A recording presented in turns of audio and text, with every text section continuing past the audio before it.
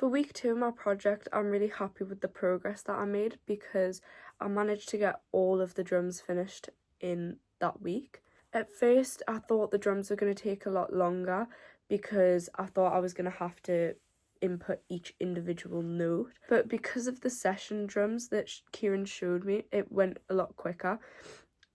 I thought with session drums it was quite limited with what you could do for the drums because, it gave you your own beat that followed the song, but I didn't know you could individually edit the notes where you needed to make it accurate, so I wasn't aware that I'd be able to use that for my project.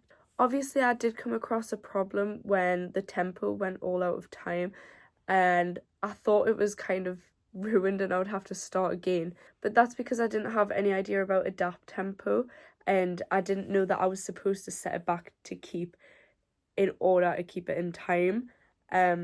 But once I'd figured that out, it actually went pretty quickly, and the drums that the session drummer made already were already pretty accurate, and the drum pattern is really repetitive throughout, so it was quite easy to complete it.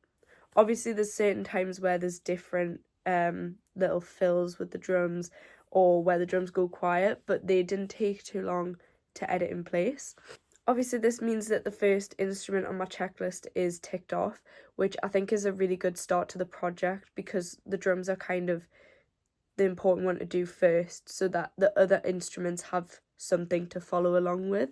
And I'm also happy that I've done research alongside this because I decided to start doing mixing and mastering research just to kind of get a head start, so when it comes to actually getting to that point of my project, I will have some research and knowledge prior to that.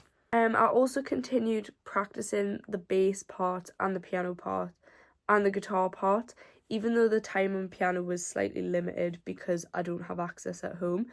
But I think the bass is pretty much where I need it to be. I think I'm pretty confident with that. The guitar's definitely getting there, and the piano chords are definitely there as well.